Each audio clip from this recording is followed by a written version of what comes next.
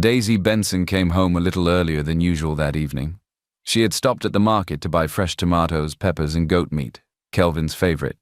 He had once said she made the best pepper soup in the world. That memory made her smile as she unlocked the front door. Their house was quiet. Too quiet. "Kelvin?" she called, pushing the door open with her elbow, arms full of plastic bags. No reply. Maybe he was in the study or resting. She kicked off her shoes and stepped into the living room. Then she stopped. Everything in her body froze. Kelvin was there, kissing another woman. At first, her brain refused to accept what her eyes were seeing. It didn't make sense. Maybe she was tired. Maybe her eyes were playing tricks. But no. It was real. It was Amanda, the designer, the one who always wore too much perfume and once winked at Kelvin in front of her during a company dinner. Daisy had ignored it then. She trusted her husband. She was such a fool.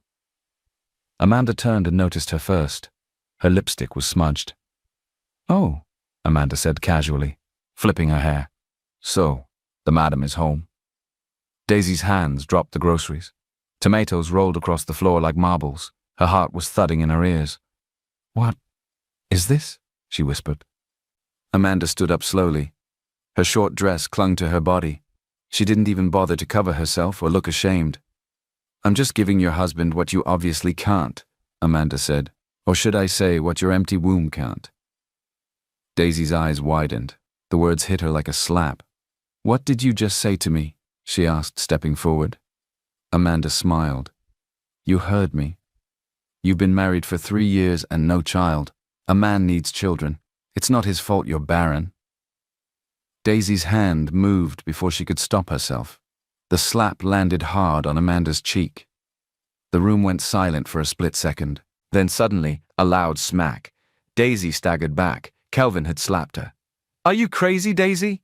he shouted, his face twisted with rage. "What is wrong with you?" Daisy held her cheek, her eyes filled with tears, not just from the pain, but from the shock. The betrayal. "You hit me?" she said quietly. "For her?" Kelvin pointed at her, his voice sharp. "You think I'll keep wasting my time with a woman who can't give me a child? Amanda is everything you're not. She's young, she's healthy. She makes me feel alive." Daisy felt like she couldn't breathe. Her legs were weak. How did they get here? She remembered the early days of their marriage, how he used to call her my peace, how he would sit beside her on the couch after work, resting his head on her shoulder, how he promised they'd face anything together, even childlessness. Was all of that a lie? "You're not even a real woman," Kelvin snapped. "No child, no spark, nothing. I should have divorced you long ago." Amanda folded her arms and leaned against the wall, smiling like she'd already won. Daisy looked at her husband, no, this man, and saw a stranger. She didn't say another word. She just turned around, walked up the stairs slowly, one hand on the wall to steady herself. Each step felt heavier than the last. Behind her, she could still hear Amanda laughing. Daisy's thoughts as she climbs the stairs. 3 years. I gave him everything. I cooked, I prayed, I waited. He promised me we'd be okay. I thought love was enough. I thought if I was good, loyal, patient, he'd never leave me. But now, it's like none of it ever mattered. Daisy stood in front of the bathroom mirror, still trembling. Her cheek was red and slightly swollen. She touched it gently, then quickly pulled her hand away. The sting from Kelvin's slap was nothing compared to the pain in her heart. She turned on the tap, splashed cold water on her face, and tried to breathe. "Just calm down," she whispered to herself. Maybe he didn't mean it. Maybe he's just angry. But the image of him defending Amanda, holding her like she was the wife, flashed in her mind again. Tears poured down her face. She changed into a fresh dress, tied her hair into a scarf, and sat on the edge of the bed. Her mind was racing. She didn't even know what to say or do next. Then she heard his voice. "Daisy," Kelvin called from downstairs. She wiped her face quickly, hoping her eyes weren't too red. "Daisy, come down here. My parents are here." Her heart sank. His parents? Now? She stood up slowly, her body heavy with stress, and made her way downstairs. As she stepped into the living room, she noticed Amanda had left already, and Kelvin's parents were already seated, his father looking stern, his mother sitting upright with a scowl on her face. Amanda was gone. "Good evening, Ma." "Good evening, sir," Daisy said quietly, her voice still shaky. Kelvin's mother didn't reply. She just looked her up and down, disgusted. "My son said you have been nothing but trouble, even fighting him. Don't you want your husband to have peace in his own house?" she said coldly. "Ma?" Daisy blinked. Kelvin's mother crossed her arms. "We came here to visit our son, only to hear that you're fighting and shouting like a market woman." Daisy looked at Kelvin, confused. He didn't meet her eyes. "Ma," Daisy said gently, "I didn't start the fight. I came home and saw Kelvin kissing another woman in our living room. She insulted me. I reacted, and he slapped me." Kelvin's father leaned forward. "Which woman?"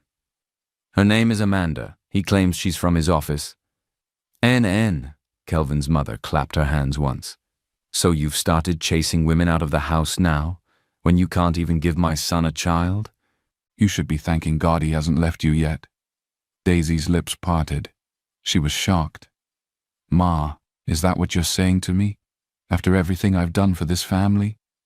Kelvin's mother stood up sharply. "Don't raise your voice at me. For 3 years you've been eating my son's food, wearing his name, living under his roof, yet no child, not even a sign. And now you want to start dragging him because he found someone who can help him have a real family." Daisy felt like the ground was moving beneath her feet. "Daddy?" She turned to Kelvin's father, hoping for some support.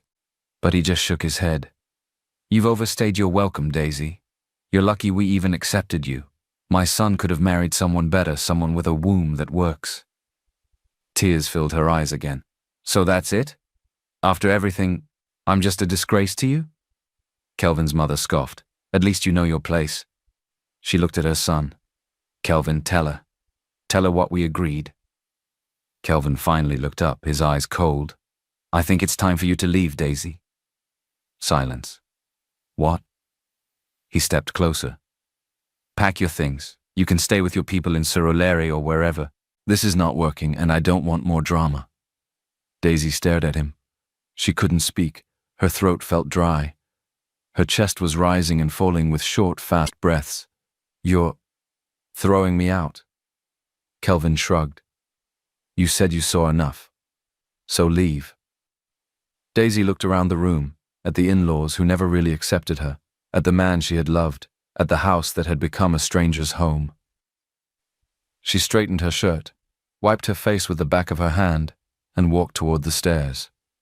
As she climbed up to pack, her heart whispered just one thing: "This is not your home anymore." She zipped up her last bag with trembling hands. The room that once smelled like peace now felt empty, cold, heavy, and strange.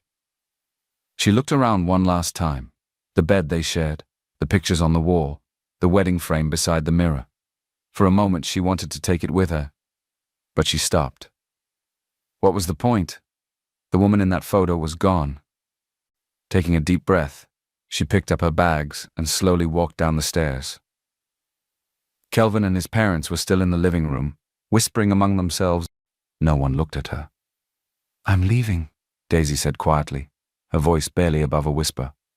Kelvin's mother gave a short, sharp hiss. "Good. The house will finally have peace." Daisy nodded slowly and turned toward the door. But just as she reached for the handle, the front door opened, and Amanda walked in. Daisy froze. Amanda's lipstick was fresh again, her smile wider than ever. "Oh, you're still here?" Amanda said sweetly. "I thought you would have gone by now." Daisy ignored her and turned away. But before she could take another step, Amanda suddenly gasped loudly, "My bracelet! My jade bracelet, it's gone!" Kelvin frowned. "What bracelet?" Amanda began searching her purse and pockets dramatically. "The green jade one, the one Kelvin gave me. I had it right here a few hours ago when we were talking before your parents came." Daisy turned slowly, confused. "What are you saying?" Amanda's eyes widened. "Wait, you were upstairs packing, right?" Daisy blinked. "Yes, but—" "So you were alone with everyone's things," Amanda said quickly, pretending to think. Maybe you picked it by mistake. Kelvin's mother's eyes narrowed. Picked it? Or stole it? Daisy's mouth fell open. Stole? Ma, how can you say that? Why would I steal from anyone? Amanda folded her arms. Then you won't mind if we check your bags, right? Daisy stared at her. You're not serious. Kelvin's mother stood up sharply. No one leaves this house until we find that bracelet. Ma, please. Open your bag, Daisy. Daisy hesitated. She didn't want to be humiliated like that, but everyone's eyes were already on her. Her hands shook as she unzipped her bag. Kelvin's mother pushed past her, rummaging roughly through her clothes. Then suddenly Amanda shouted, "There! That's it, my bracelet!" Everyone turned, and there it was, a shiny green jade bracelet lying neatly between Daisy's folded blouses. Daisy gasped, "No, that's not mine. I've never even seen that thing before." Amanda clutched her chest. "You mean to tell me it just walked into your bag by itself?" Kelvin's mother pointed a finger at Daisy. "Thief! You've brought shame to my family. First you can't give my son a child, now you want to rob him too." "Ma, please, I didn't—" "Shut up," she shouted. "You are a disgrace. Kelvin, she must pay for that bracelet. That thing costs over 1 million naira. Kelvin nodded coldly. "You'll pay for it, Daisy. Or we'll go to the police." Daisy's legs felt weak. "Kelvin, you know me. I don't know you anymore." He cut in sharply. "I must have been blind to ever marry someone like you." Tears spilled from Daisy's eyes. "You really believe this?" Kelvin turned away. "Sign the paper." "What paper?" He brought out a document and tossed it on the table. "Divorce papers. It's over, Daisy. You're free, but you'll pay 5 million for the damages and embarrassment you've caused this family." Daisy shook her head in disbelief. 5 million? Where will I get that kind of money? You know I have nothing. Kelvin's mother scoffed. "Then you better start working for it. A thief like you should suffer small." For a moment, Daisy couldn't speak. She just stood there, trembling, her tears falling quietly. Then, with a shaky hand, she picked up the pen. She signed the paper. Her name looked strange on the page, like it belonged to someone else. When she was done, she set the pen down carefully, wiped her face, and lifted her bag again. No one stopped her this time. She walked out of the house slowly, step by step, her vision blurry with tears. Outside, the sky was turning gray. It looked like rain. She stood at the gate for a moment, took a deep breath, and whispered under her breath, "God, if you're watching, please don't forget me." Then she walked away. The streets of Lekki were quiet as Daisy walked away from the only life she had ever built. The sky had darkened, thunder rumbled far in the distance. She didn't know where she was going. She had no plan, no money, no strength. Only one place came to mind. Home, or at least what used to feel like home. Her old foster house in Surulere, where she grew with her adopted mother and brother. By the time she arrived, the sky had already broken open. Rain poured heavily, soaking her dress and her slippers. She knocked on the rusty iron gate, her hands cold and shaking. A few seconds later, the gate creaked open. Her foster mother, Clara, squinted into the rain. Her face changed when she saw Daisy. Not with love, not with concern, just confusion. Ah, Daisy. What are you doing here in this rain? Where's your car?" Daisy forced a small smile, but it cracked halfway. "Mummy, I came back." Clara opened the gate wider and moved aside without hugging her. As Daisy stepped inside, dripping wet, she realized this wasn't really home anymore, just somewhere to hide. Inside the small, cramped sitting room, her younger foster brother Charles was stretched out on the sofa watching TV. He barely looked up. "I told you she'd come back crying one day," he said, chuckling. Clara looked Daisy up and down. "So, what happened? Did your husband throw you out?" Daisy swallowed hard. Her voice cracked. He cheated. With another woman. Then he hit me. His family said I was barren. They called me a thief. They made me sign divorce papers and forced me to pay 5 million for something I didn't even do." She broke down in tears right there, the pain finally spilling out. But her mother just shook her head slowly. So that's it? You finally messed everything up?" Mummy. Daisy looked up, confused. You had one job, Daisy, Clara snapped. One job, to keep that man happy. Instead of doing that, you let another woman collect him. Do you know how many girls in this would kill to be in your shoes? I was faithful to him, Daisy cried. He was the one who betrayed me. Charles laughed bitterly. So you're back now, empty-handed. No money, no house, nothing. You better go and beg him to forgive you. I will not go back to that house, Daisy said firmly. Then what will you do? Clara hissed. Stay here and eat my food again? You think this house feeds itself? Daisy stared at her. So this is how you welcome me? After everything? Clara folded her arms. Don't be dramatic. If you're not ready to beg Kelvin, then marry someone else. That man in the village, David. His mother said he has 500,000 saved. You can marry him. He's simple. Not too bright, but he'll take care of you. Daisy stared in disbelief. David? He's mentally challenged. He can't even walk properly. So? Clara said sharply. That one won't cheat on you. And we need the bride price. Charles wants to start building his own house. Are you hearing yourself? Daisy asked, her voice rising.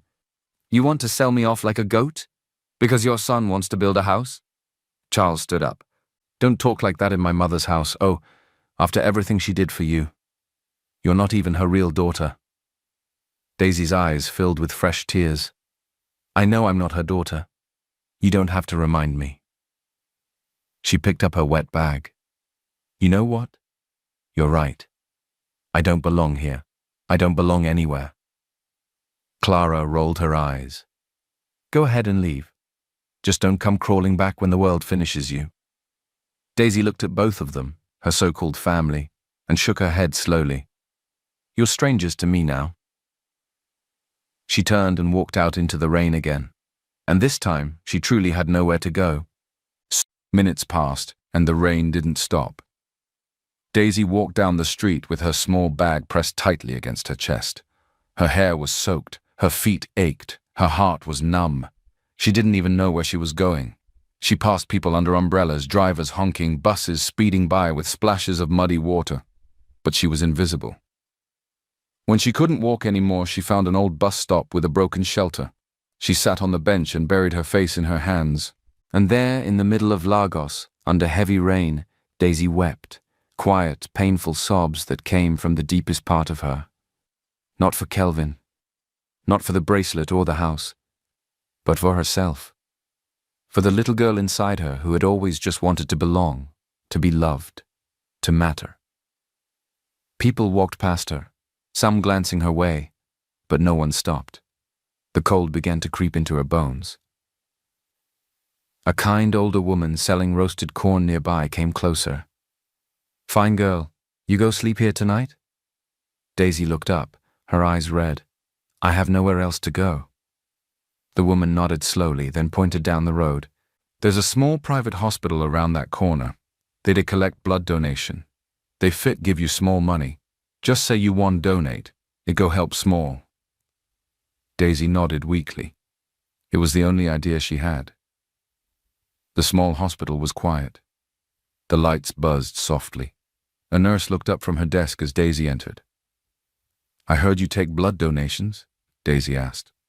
The nurse smiled kindly. Yes. Come, fill this form. We'll do a quick test first. Daisy sat quietly, filled in her details, and followed the nurse to the back. The blood was drawn quickly. She felt lightheaded but didn't complain. You did well, the nurse said gently. She placed some cash in Daisy's palm, just enough for food and water. God bless you. Daisy gave a weak smile. Thank you. She left the hospital not knowing that her life had just changed forever.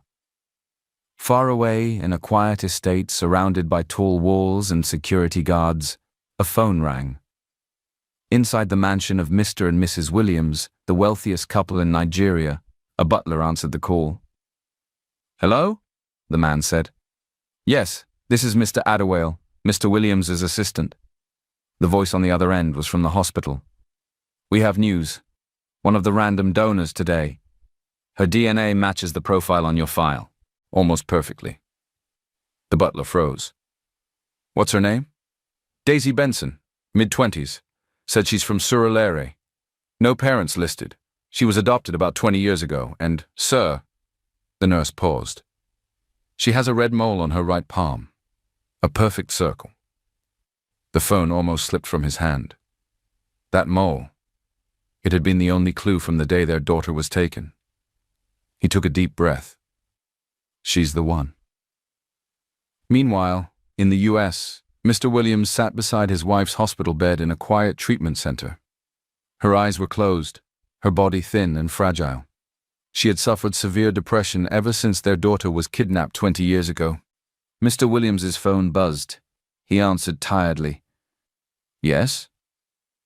Sir, the butler's voice shook. We found her. Silence. Are you sure? Mr. Williams whispered. She has the red mole, sir. The blood center ran her DNA against the file. It's a match. He stood up slowly, his hands trembling. Where is she? She left the hospital not long ago, sir. But we're tracking her. I'll find her and bring her safely. Good, Mr. Williams said, his voice breaking. Tell her father has been looking for her every day for 20 years. Back in Lagos, Daisy used the small money she got to buy bread and a bottle of water. She sat near a roadside stall, nibbling quietly, still wet, still cold, still lost. She didn't know that at that very moment, someone had just placed her picture on a file marked "Found." Her life was about to change forever. But for now, she was just a girl sitting in the rain, whispering a prayer she wasn't sure God would hear. Please, I just want to matter to someone. The next morning, Daisy woke up to the sound of a car horn. She had spent the night on a wooden bench near a roadside stall, using her scarf as a pillow. Her body ached. Her throat was dry. The city was already alive, hawkers shouting, buses moving, life going on without her. She sat up slowly, trying to stretch her sore legs, when a sleek black SUV pulled up in front of her. A well-dressed man in a suit stepped out. Miss Daisy? He asked. She blinked. Yes? He gave a respectful bow. I work for Mr. and Mrs. Williams. I've come to take you home. Daisy stared at him like he was speaking French. What? You donated blood yesterday. The hospital contacted us. You're the daughter they've been searching for. She stood up slowly. I think you have the wrong person. The man smiled kindly. You have a red mole on your right palm, don't you? Daisy slowly turned her hand over. The little circle was there, one she had never paid attention to. The man nodded. Please come with me. Everything will be explained. Still in shock, Daisy entered the car. She didn't speak the whole ride. Her hands stayed in her lap. Her eyes stared straight ahead. They drove into Ikoyi, past gates guarded by men with guns, through a winding driveway lined with flowers and fountains, until they arrived at a massive white mansion with golden gates and palm trees that looked too perfect to be real.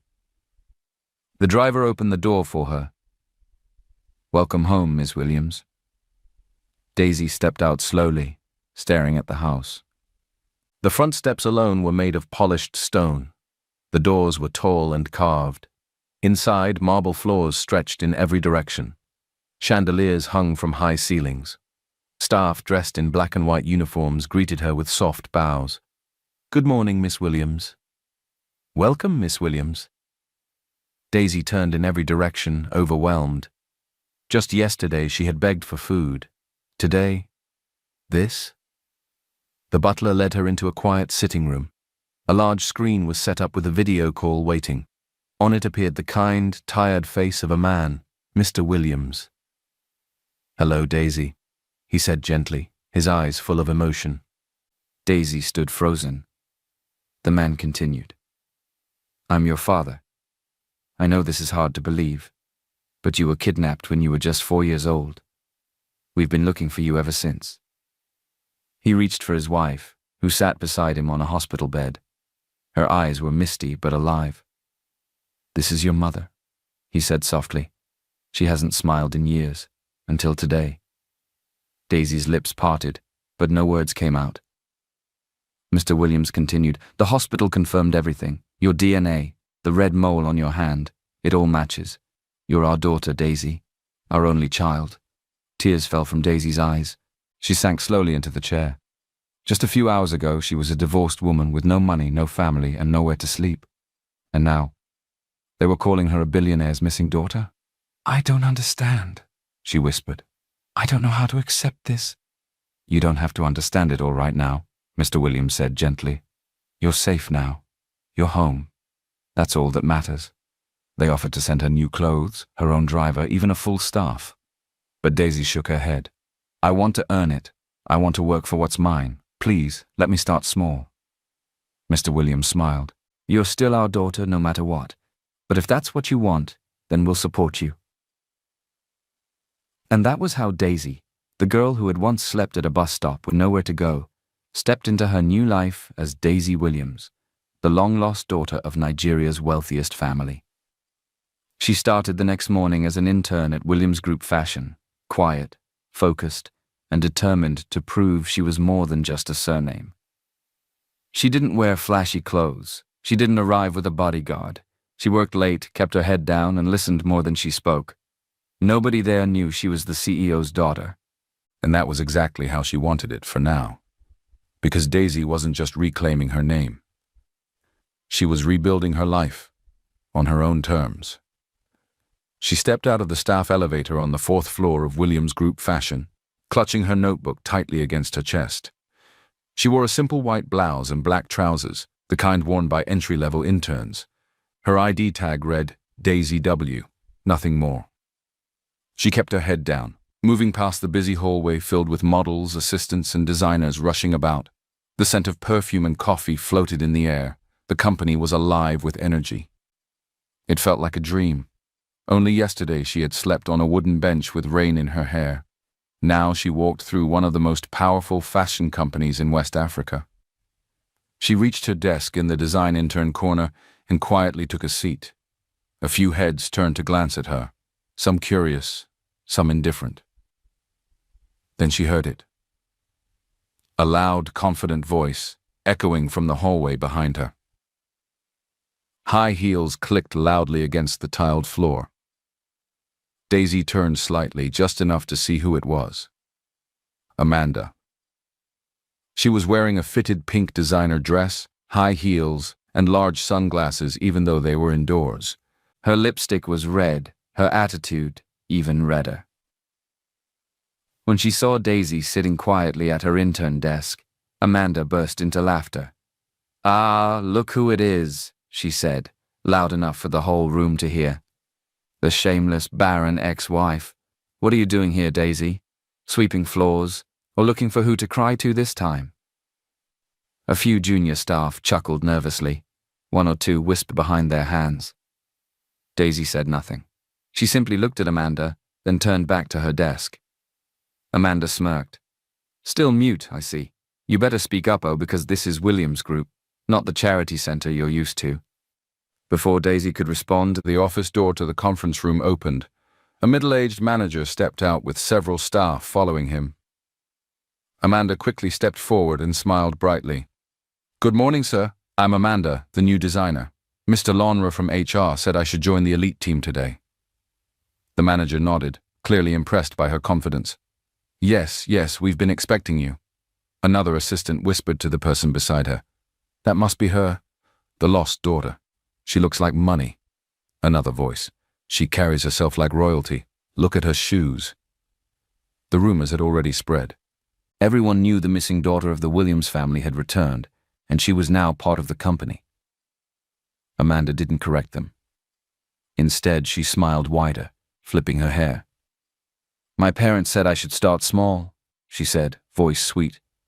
But you know how these things go. Blood always shows. A few people clapped politely. Some even offered to get her coffee or carry her sketch folder. Nobody noticed Daisy watching quietly from the corner. Amanda walked past again, this time leaning toward her with a cold smirk. So you're here too, Daisy? As what, the janitor intern? A few more people laughed. Daisy didn't respond. She didn't need to. Because while Amanda was loud and shiny on the outside, Daisy was something else entirely. Solid, silent, and full of truth. And she knew something Amanda didn't. She didn't need to lie to belong. She already did.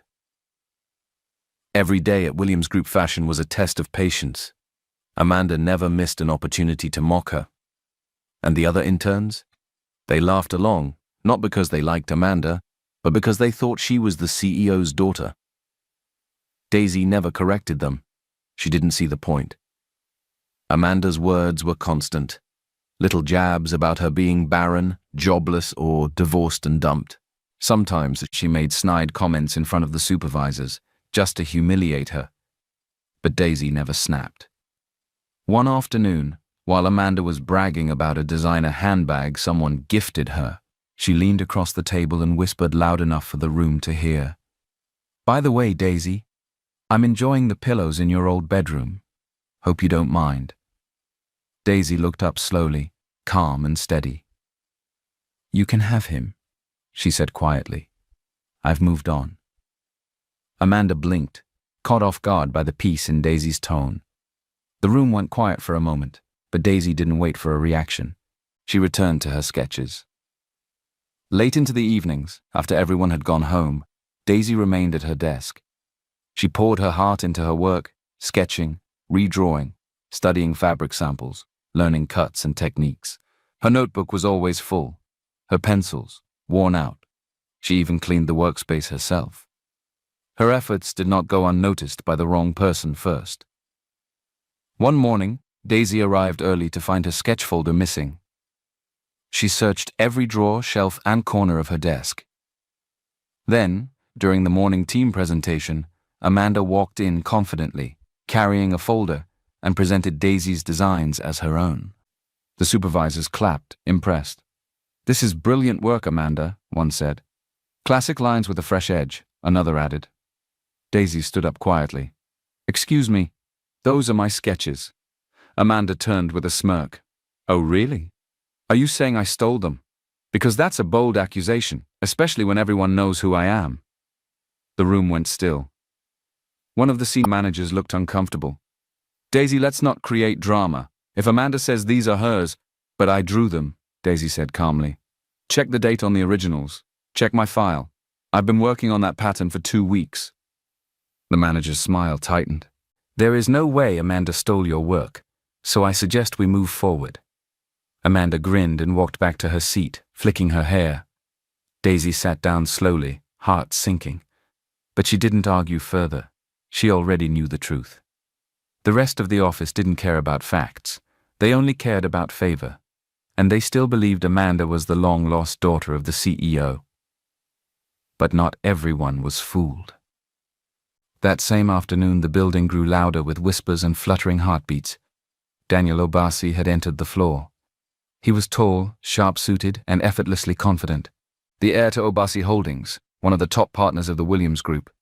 Women turned pink when he walked by. Interns tried to fix their hair. Designers tripped over their compliments. But Daniel barely noticed. Until he passed the corner desk where Daisy was quietly erasing part of a sketch, her brows furrowed in focus. She didn't look up. She didn't care who walked by. And somehow, that's what made him pause. He stood a few steps away, watching her hands move. Her sketch was precise, careful, full of thought, the kind of detail that couldn't be faked. He turned to one of the supervisors. "Who did that design?" "Oh, Amanda," the man said quickly, glancing around. "She's brilliant." Daniel looked again at the drawing, then at Amanda, who had just stepped out of her office with a loud laugh and bright pink lipstick, and then at Daisy, still working silently, unaware that she was being watched. Something didn't add up. Amanda spotted Daniel almost immediately. Her eyes lit up. Within seconds, she walked over and placed her hand lightly on his arm. "Daniel Obasi, right?" she said sweetly. "I've seen you in the magazines." He gave a polite nod. "I'm Amanda, new designer here. We should have coffee sometime. I think we'd make a great team," she said, smiling with confidence. Daniel smiled faintly. "I don't think so." Then his eyes drifted back to Daisy for one more second. He didn't say it aloud, but something about her was different. It wasn't just her sketch. It was the quiet strength in her silence. and Daniel Obasi had always been drawn to quiet power. The day after Daniel Obasi visited the office, everything felt tense. Amanda walked in like a queen, smiling proudly as usual, but the gossip was already moving through the company like smoke. Daniel Obasi asked for someone's sketches, someone whispered, but not Amanda's. At lunch, Amanda laughed louder than usual, tossing her braids over her shoulder. He just wanted to compare styles, she told the group. Of course, he picked mine. Who else? What Amanda didn't know was this. Daniel had already asked one of the design leads to send him Daisy's full portfolio. Not Amanda's, not anyone else's. And when he saw them that night, neatly labeled, pencil-sketched, raw, full of honest work, he knew immediately. These were the same designs Amanda had claimed during the presentation. The next morning, Daniel showed up again, but this time, he wasn't just visiting. He was leading a high-profile client presentation, one of the biggest fashion houses in Italy, who had flown into Lagos to discuss a possible collaboration with Williams Group and Obasi Holdings. Everyone in the design floor buzzed with excitement. Amanda, of course, was front and center, wearing her flashiest dress and brightest smile. Daisy, as usual, was quietly working in the background, unnoticed. When the presentation began, Amanda stepped forward confidently.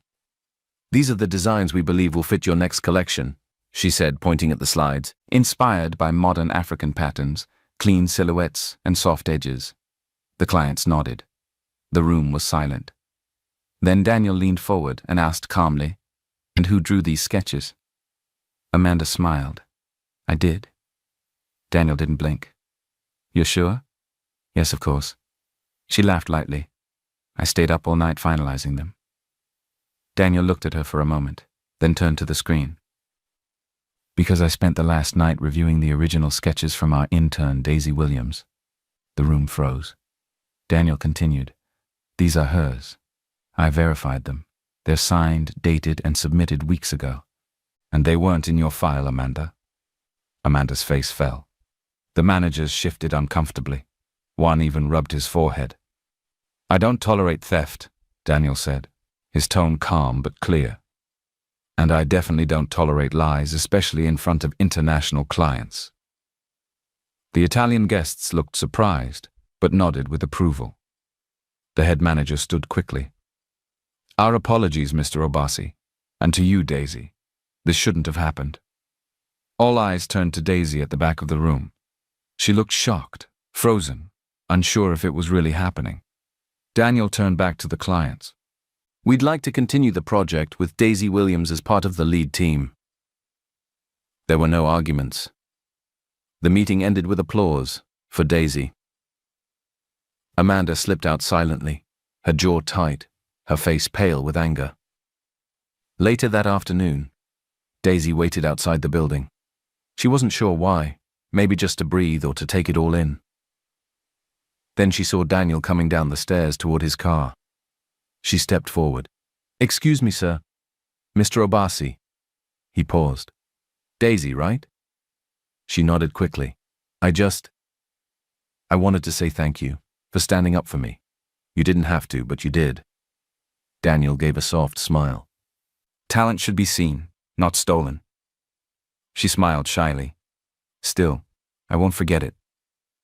He opened the door to his car, then turned back. "You have something, Daisy. Don't let this place crush it." She nodded. "I won't." They shared a warm, quiet smile. No flirting, no tension, just respect. Maybe something deeper, but unspoken. Across the parking lot, Amanda stood hidden behind a tinted office window, watching. Her hands clenched. Her teeth pressed together. "Stupid girl," she hissed. "You really think you've won?" She grabbed her phone and dialed a number. "Kelvin." "Kelvin," she said sweetly when he answered. He laughed. "Amanda, you again? Hope say you're not calling me for money." She chuckled lightly. "Not at all. I just thought you'd want to know. Your sweet ex-wife?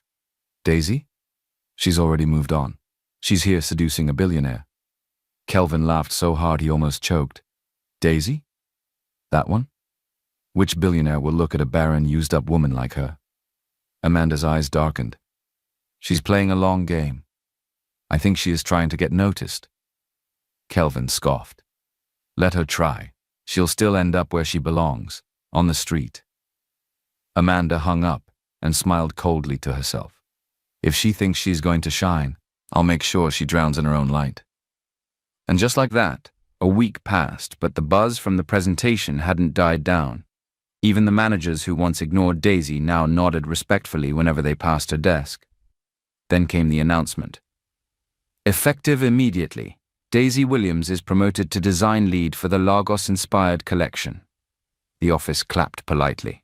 A few people smiled genuinely. Some faked it. Amanda didn't clap at all. Daisy said thank you quietly and returned to her work. She didn't ask for attention. She didn't post anything online. She simply worked harder, coming early, staying late, fixing other interns' errors, and guiding the new team. Daniel began spending more time with her. Sometimes it was meetings. Other times he dropped by casually, offering soft feedback, watching her sketch in silence. One afternoon, while reviewing color samples, he leaned slightly closer and said, "You always think 5 steps ahead." Daisy smiled. "I just want everything to be perfect." And it shows. She didn't say anything, but inside something fluttered, a quiet warmth she hadn't felt in years. Not love. Not yet. But peace. Of course, peace never lasted long. The next morning, Daisy walked into the office and overheard Amanda's voice near the break room. "She's not even that good. Everyone knows she's using Daniel to climb," Amanda said loudly. "One minute she's a homeless intern, next minute she's lead designer. Come on, we all know what she's doing." Someone laughed nervously. Daisy paused at the doorway. Her heart ached. She stepped inside calmly, ignoring the eyes. Amanda turned around, eyes wide, clearly not expecting to be caught. Daisy walked up to her slowly. "You really have a lot to say about me, Amanda." Amanda smiled tightly. "If the shoe fits." Daisy looked her straight in the eye. "Let me remind you of something. You were the one sleeping with another woman's husband. You were the one who laughed in my face and helped throw me out of my marriage." Amanda's smile faded. "And even then," Daisy continued, her voice steady, "I didn't fight you. I walked away. I let it go." The room was dead silent. "I'm not trying to take anything from you. I'm not after Kelvin. I'm just trying to build a life for myself, something real. And you're trying to ruin me for what? Because I didn't fall apart like you expected?" Amanda's jaw clenched. "I don't want anything from you," Daisy finished. "I just want peace, so please leave me alone." She turned and walked away, her steps calm and light. Amanda stood there, her fists clenched at her sides, nails digging into her palm, her face red, her breath shallow. She had nothing to say. But her hatred was boiling deeper now. Later that day, as Daisy was wrapping up her designs, her phone buzzed, an unknown number. "Hello?" "Ah, Daisy," said the familiar voice of her foster mother, Clara. "So it's true. You're now working in one big company, even leading people now." Daisy's heart sank. "Who gave you this number?" "Don't worry about that," Clara snapped. "Just remember where you came from. We raised you, fed you, now it's time to show appreciation." Daisy sighed. "What do you want?" "We need money. Charles wants to start his building project. Just 2 million. Nothing too big. I don't have that kind of money." Clara's voice hardened. "So after everything, you now feel too big to help us?" "I'm not too big. I'm just tired of being used." "We'll talk again," Clara said coldly, then hung up. Daisy stared at the phone, her chest tight. She thought she had escaped, but her past was still trying to pull her back. But this time, she wasn't the same girl who cried on the street. She was Daisy Williams now, and she wasn't going down without a fight. After Daisy confronted Amanda at the office, something shifted. Amanda had smiled and laughed it off in front of others, but inside she was boiling. Her chest burned with rage. How dare Daisy speak to her like that? How dare she walk around like she had peace? Amanda needed to remind her who was in charge, and this time, it wouldn't be at a desk or in a meeting. After all, everyone still believes she was the Williams heiress. It is time she uses that to her advantage. That evening, Amanda sent out a bright, bubbly message to the office group chat. "Hey loves, let's unwind this weekend at Lecky Thermal Haven, my family's resort. On me, let's relax in style. Only the classy allowed." Within seconds, replies poured in. "Yes, queen." "Heiress flex, let's go." Daisy saw the message too. She didn't reply. She knew it was bait. But the invitation had reached everyone, and even though Daisy planned to skip it, her supervisor quietly told her, "You should come. It's good for team bonding." So she did. That Saturday, a small group of staff arrived at Lecky Thermal Haven, a luxury resort owned by the Williams Group, with marble floors, private pools, ocean views, and 5-star service. Amanda arrived last, wearing oversized sunglasses and snapping her fingers at staff like a movie star. "This way," she told everyone loudly. "The top suite is reserved. My father insists I take the ocean view when I come." The staff behind the front desk bowed politely. Just then, the resort's head butler appeared from the hallway. He stopped in his tracks. His eyes widened when he saw Daisy. He walked forward quickly and gave a respectful bow. "Welcome, Miss Williams. We are glad you decided to visit us." Amanda froze mid-sentence. The receptionist looked at Daisy. The room fell quiet. All eyes slowly turned to Daisy. Amanda's smile twitched. "Sorry. Who?" The butler turned to her. "Miss Williams, daughter of Mr. and Mrs. Williams, our resort's owners. You came here once, didn't you?" Amanda blinked, her voice suddenly dry. "Oh, I forgot my ID. I left it at home." Daisy said nothing. She didn't even look at Amanda. She simply gave the butler a soft nod. "Thank you." She didn't ask for special treatment. She didn't try to correct anyone. She just walked forward, politely, with quiet grace.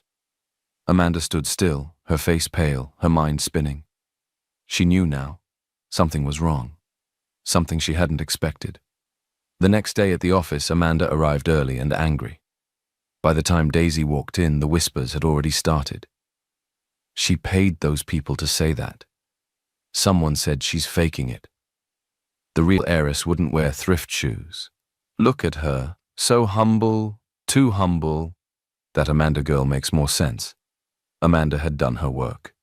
She stood near the printers, arms crossed, ready. "So," she said loudly, when Daisy passed, "how much did you pay the staff at Thermal Haven to pretend you're somebody you're not?"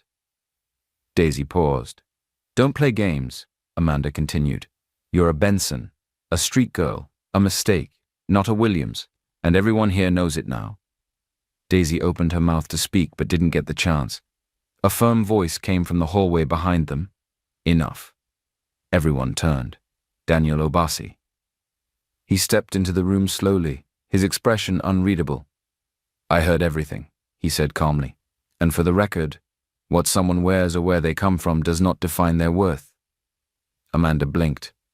"I wasn't talking to you." Daniel ignored her. He walked up to Daisy. "Real strength doesn't need to shout. It shows itself in how people carry pain without bitterness." He turned back to Amanda. "And I've seen enough to know who here is lying. And who's working." He walked away without another word. Amanda stood frozen. No more comebacks, no fake laughter.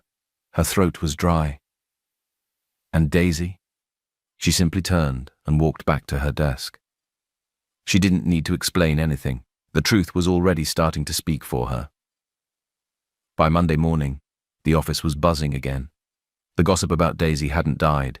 It had only grown louder. Some said she was a fraud. Some said she had connections.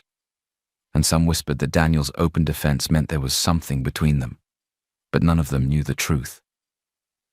And somewhere else in Lagos, someone else had heard the same rumors. Kelvin. He sat in his car, staring at the Williams Group building across the street, the company name gleaming in the sun. He laughed when Amanda first called him, but the more he thought about it, the less funny it became. What if Daisy really was connected to money now? What if she really had become someone important? He couldn't let her slip away, not when there might still be something to gain. Adjusting his shirt, he stepped out of the car and walked confidently into the building, wearing his best smile. Daisy was coming out of a design meeting when she saw him. For a moment, she froze. Kelvin. He looked almost the same confident smirk, same arrogant eyes. Daisy, he said softly, spreading his arms like an old friend. You look amazing. She said nothing. He took a step closer. I've been thinking about you, about us. I made mistakes, I admit it, but maybe we can start again. She stared at him, calm and steady. You divorced me, remember? Kelvin's smile faltered. You cheated on me, she continued quietly. You hit me. You called me barren in front of your family. And now you want to start again. Does your mistress know you are here? He looked around nervously as a few employees passed. Daisy, please. People change. I was angry, but I still care about you. No, Kelvin, she said firmly. You don't care about me. I think you should leave now. His jaw tightened. You think you're better than me now? I don't think anything, Daisy said. I just don't want to go backward. Kelvin's face hardened. If you keep talking like this, Daisy, I'll make sure you regret it. You know how to fall. I'll remind you how it feels. Before she could reply, a deep voice came from behind him. Is there a problem here? Kelvin turned sharply. Daniel Obasi stood there, calm but sharp-eyed, his presence enough to silence the air. Kelvin straightened his jacket. Oh, no problem. Just talking to my ex-wife. Daniel's expression didn't change. Well, she's busy now, and she doesn't look interested in your kind of talk. Kelvin's tone turned defensive. And who are you to interrupt?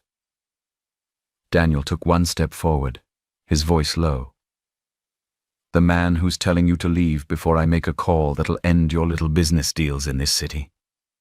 Kelvin's mouth twitched, but he didn't say another word. He turned sharply and walked away, anger burning in his eyes. Daisy exhaled slowly. Are you okay? Daniel asked softly. Yes, she said quietly. I am now. Their eyes met for a moment. Neither spoke again, but something in Daniel's gaze told her she wasn't alone anymore. That evening, as Daisy was packing her things to leave the office, the receptionist buzzed her line. Miss Daisy, there are 2 people here asking for you. She frowned. Who? They said they're your family. Her stomach sank. When she stepped out, there they were, Clara and Charles. Clara looked proud, as if she owned the building. Charles chewed gum and leaned lazily against the wall. Ah, Daisy, Clara said, her voice too sweet. We've been looking for you. No time to even call your family. Daisy crossed her arms. What do you want? Charles stepped forward. We need $2 million for the house, and $200,000 for upkeep. You know how things are. Daisy's chest tightened. I already told you last time. Clara cut in sharply. You think because you're now working in one big company you can forget us? We raised you, Daisy. Without us, you wouldn't be here. Daisy's eyes filled with tears, but she held her ground. You didn't raise me out of love. You raised me because you needed what I could give you. I begged you for help when I was thrown out, and you called me a disgrace. Clara rolled her eyes. That was before. Now we're family again. No, Daisy said softly. We're not. Charles smirked. If you don't want to help us, no problem. We'll just tell everyone online how ungrateful you are, that we adopted you and you abandoned us the moment you made money. Daisy froze. You wouldn't. You know that is not true. Clara smiled coldly. Try me. For a moment Daisy couldn't speak. Her eyes stung, her hands trembled. But then she took a deep breath. Do what you want. I'm done being afraid of you. She turned around and walked back toward the elevator. Her heart hurt, but her steps were steady. Behind her, Clara's angry voice echoed down the hall. Ungrateful child. We'll see who laughs last. The elevator doors closed. Daisy leaned against the wall, tears quietly rolling down her face. It hurt. Everything still hurt. But for the first time, she felt something stronger than fear. Freedom. She thought that walking away from Clara and Charles at the office earlier that day was the end of it. She was wrong. The sun had already set by the time she packed up her things and stepped out of Williams' group. Most of the staff had gone. The air was cooler, the city quieter. But as she reached the company gate, she saw them. Clara and Charles. They weren't smiling this time. They weren't pretending to be friendly. They were waiting. "Daisy," Clara called out, her voice sharp, eyes cold. "We didn't finish our conversation." Daisy paused, tired. "I told you already. There's nothing left to say." Charles stepped closer. "We're not asking anymore." Before she could turn to leave, Charles grabbed her arm tightly. Daisy gasped, "Let me go!" He shoved her hard against the fence. Clara stood nearby, watching, silent. "You think you're better than us now?" Charles hissed. "You think you can embarrass us in public and walk away? You will learn." He slapped her, once, then twice. Daisy cried out, struggling, but he was too strong. Clara moved in and grabbed her bag. "Let's see what's inside. Maybe she's hiding money here." Daisy fought back, tears streaming, voice cracking. "Help! Somebody help me!" But the street was quiet. The security guard at the far gate hadn't noticed. She felt powerless again. Then a black car screeched to a halt just meters away. Daniel jumped out. "What the hell do you think you're doing?" he shouted, phone already recording. Charles froze. Clara panicked. "Daniel!" Daisy gasped through tears, her lip bleeding. Daniel stormed toward them. "Let her go now!" Charles backed off reluctantly, muttering curses. Clara quickly dropped Daisy's bag. Daniel handed Daisy his phone gently. "Keep filming." He turned back and faced them. "Congratulations. I just recorded you assaulting and attempting to abduct a staff member outside a registered corporate building." Clara's voice shook. We were just talking to her." Daniel raised his hand. "Don't lie. The police are on their way. You're finished." They both looked terrified now. Then Daniel took out his wallet. Slowly he pulled out a check. He signed it and handed it to Clara. $5 million. Take it. Disappear.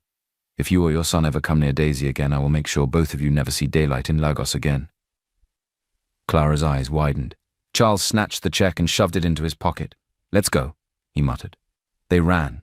Daisy was trembling. She couldn't breathe properly. Her body ached. Her mind spun. Daniel held her gently. "You're safe now.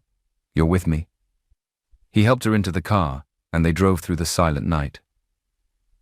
Daniel's penthouse sat above the city, calm, golden, quiet. He brought her in carefully, helped her clean her wounds, and gave her warm water to drink. He didn't ask questions. He didn't pressure her. Just made her feel human again. Later they sat at a quiet dinner table, the lights low, the air soft with music. Daisy wore one of his oversized sweatshirts and sat across from him, staring at her untouched plate. "I don't know what to say," she whispered. Daniel looked at her gently. "You don't have to say anything, but I will." She looked up. "I've admired you since the first day I saw you," he said. "You were working quietly, humbly, like the world hadn't just tried to break you. That strength, I've never seen anything like it." Daisy blinked away tears. "You've done so much for me. I don't know how I'll ever repay you for tonight, or for anything." "You don't owe me anything," he said softly. She shook her head. "I want to. I will pay you back, Daniel. All of it." He leaned forward. "The only thing I want from you is honesty, and maybe a chance." Daisy's breath caught. "A chance for what?" she asked. "A chance to know you better, to walk beside you, to protect you from everything and everyone that's ever tried to destroy you."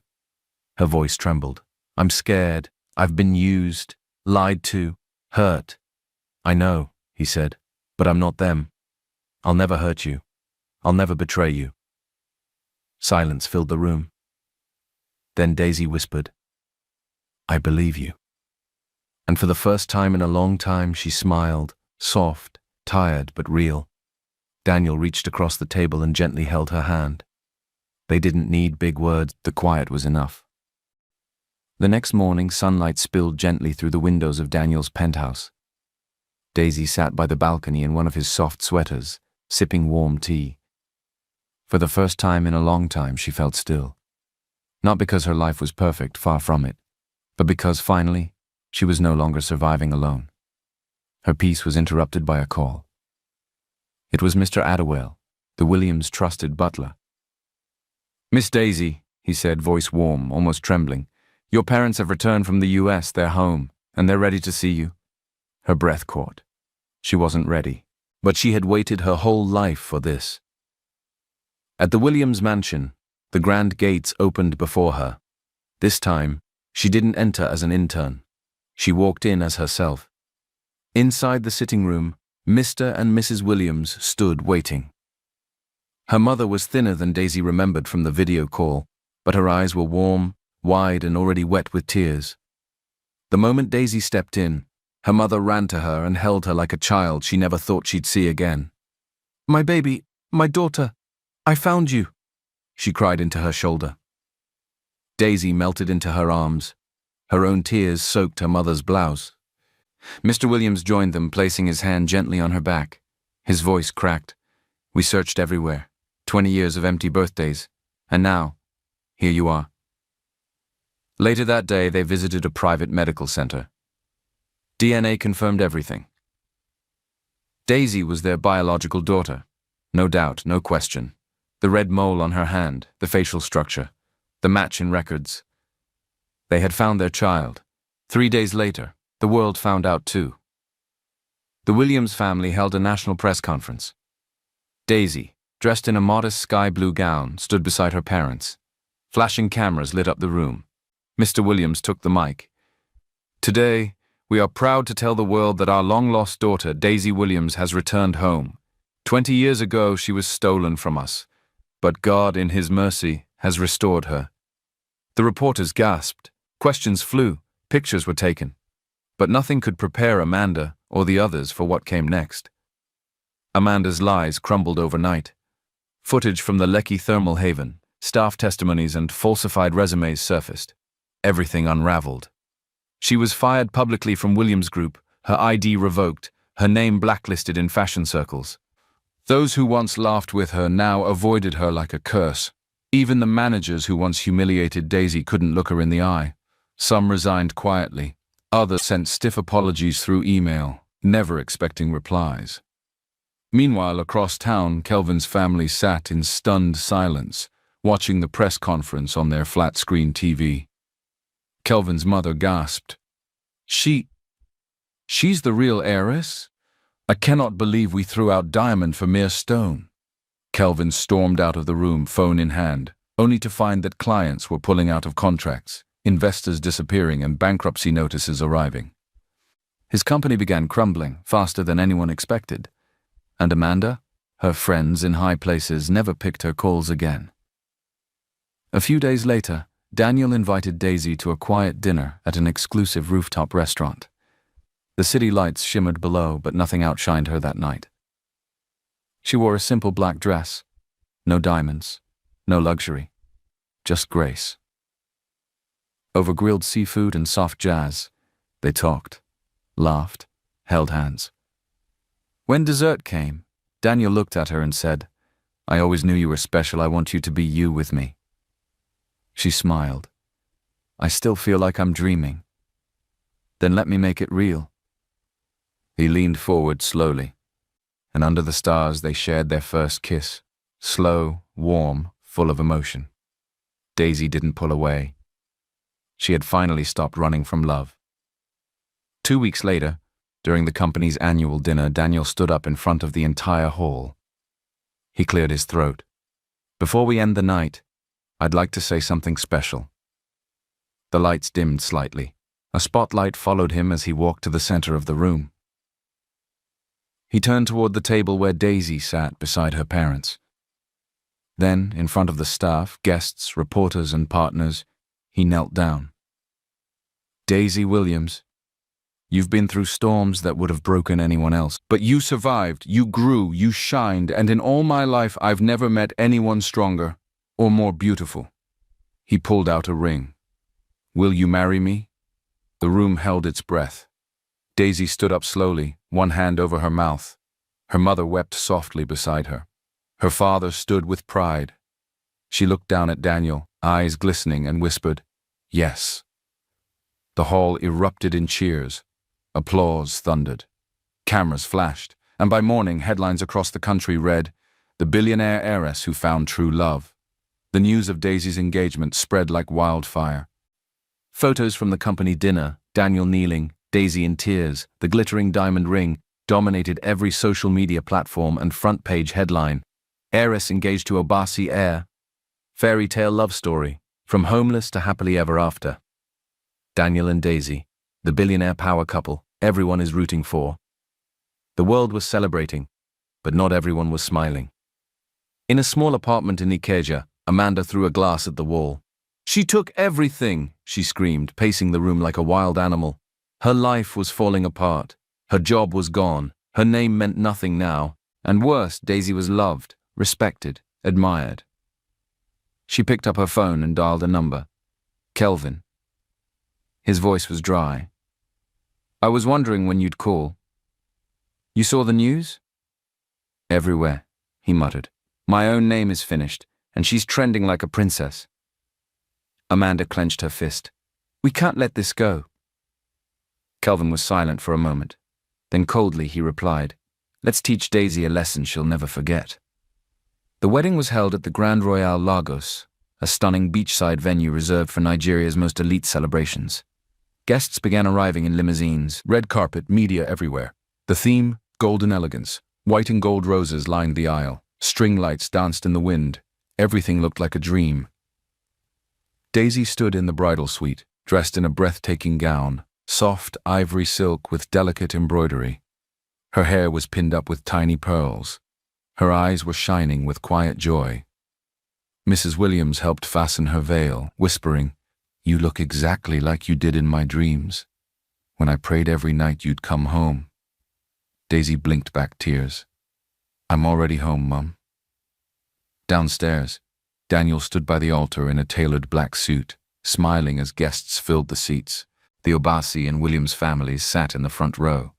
The atmosphere was filled with joy. The music began. The doors opened. Daisy stepped onto the aisle, arm in arm with her father. Gasps of awe filled the room. Phones flashed. Everyone rose to their feet. But halfway down the aisle, chaos erupted. 3 men in black suits shoved past security and charged toward the altar. One of them pulled a sharp metal rod from inside his coat. Another lunged toward Daisy. Screams filled the hall. Guests scrambled. Glass shattered. "Get down!" one of the guards shouted. Before the attackers could reach Daisy, Daniel launched forward, blocking them with his body. One thug swung. Daniel dodged, then tackled him to the ground. Another tried to grab Daisy. She stepped back, but slipped slightly on her dress. The third man raised his weapon crack. Daniel took the hit, shielding Daisy completely. Blood appeared on the side of his head. He groaned, staggering, but didn't fall. Security rushed in. The hall roared with panic. Seconds later, sirens wailed outside. Police stormed the venue. 2 attackers were pinned to the floor. The third tried to run but was caught at the gate. And Amanda? She was already in a getaway car outside. But as she opened the door, "Freeze!" shouted the police officer behind her. She turned slowly, shaking. "Wait, this is a misunderstanding. Save it. We know everything. Your voice note leaked. You planned it." Amanda's face collapsed. She screamed and kicked as they dragged her away. Inside the hall, Daniel sat on the floor, his shirt torn, blood on his temple. Daisy knelt beside him, sobbing softly, holding his face. "You're hurt," she whispered. He smiled weakly. "You're safe. That's all I care about. You could have died. I'd take 1,000 hits for you, Daisy." Daniel spent 2 days in the hospital. The wound wasn't deep, but it needed stitches, rest, and silence. Daisy barely left his side. She brought him meals herself, sat beside him while he slept, and read him poetry from her tablet just to make him smile. When he was strong enough to sit up, he looked at her and whispered, "You're still the most beautiful thing I've ever seen." Daisy smiled. brushing his hair back. And you're still the most stubborn. They both laughed softly, tears shining in their eyes. A few weeks later, once the legal dust had settled and the cameras faded, Daisy and Daniel held a small, intimate wedding. No press, no crowd. Just close family, a garden full of orchids, and the sound of ocean waves nearby. He wore a white shirt and a simple suit. She wore a soft satin dress and no veil. No need to hide anymore. "You may kiss your bride," the officiant said. And when Daniel kissed her, she knew she had finally arrived where she was meant to be. Meanwhile, justice came swiftly for those who had tried to destroy her. Daniel, backed by top legal teams, sued Kelvin for defamation, fraud, and unpaid business debts. The courts ruled in Daniel's favor. Kelvin's company collapsed completely. Banks reclaimed his properties. Sponsors cut ties. One by one, doors closed. Charles was sentenced to 18 months in prison for assault and attempted abduction. Amanda, once the office queen, lost everything. The media dragged her reputation through the mud. People mocked her for playing fake heiress. She couldn't walk into a room without whispers. Brands rejected her. No one returned her calls. Her face, once everywhere, was now a warning sign. The world forgot her. Back at Williams Group Fashion, Daisy took over as general manager. She restructured the company with elegance and vision. Staff who once doubted her now looked up to her. Designers begged to work under her. Clients praised her leadership. She didn't lead with pride, but with purpose. And her parents? They adored her. Every evening her mother would call just to hear about her day. Mr. Williams referred to her as my pride in heels. Daisy had finally become what she was born to be, not just a daughter, but a legacy. Then one morning, while sipping tea at the kitchen counter, Daisy felt a sudden flutter in her stomach. Not nerves. Something else. She grabbed the test kit she'd been avoiding for days. When the result appeared, she gasped, positive. Tears filled her eyes as she rushed into Daniel's arms. "I'm pregnant." He froze, then pulled her into the tightest hug she'd ever felt. "You mean, we're having a baby?" She nodded. He dropped to his knees, kissing her stomach. "You've given me everything." 9 months later, the Williams estate was filled with soft lullabies, baby cries, and the scent of lavender oil. Daisy gave birth to twins, a boy and a girl. Perfect, healthy, beautiful. She named them Hope and Eli. Her mother wept the first time she held them. Her father couldn't stop taking pictures. Daniel didn't let go of their tiny hands for hours. Months later, Daisy stood at the head of a boardroom table. In one arm, she held baby Hope. On the opposite side, Daniel cradled Eli. The entire boardroom smiled as they entered. "Let's begin," Daisy said, commanding the room with grace. Her parents stood quietly at the back, watching, pride overflowing. "She was stolen from us," Mr. Williams whispered, eyes glistening. "But she came back stronger than we could have ever imagined." And far away in a small, cramped flat, Kelvin's mother watched a documentary about Williams Group's rise. She saw Daisy on screen, glowing, speaking confidently, holding her daughter. She broke down in tears. "All this time," she whispered, "it was never her. It was my son who was the mistake." She finally saw the truth, but it was too late. That night, back home, Daisy sat on the balcony with Daniel, their twins sleeping peacefully in the nursery. The moonlight cast soft shadows over their quiet, perfect world. Daniel pulled her close. "You were once broken," he whispered, "but now, you build empires." Daisy turned to him, eyes full of gratitude and love. She smiled through soft tears, placed her head on his chest, and whispered, "Finally, I'm home with you, my love."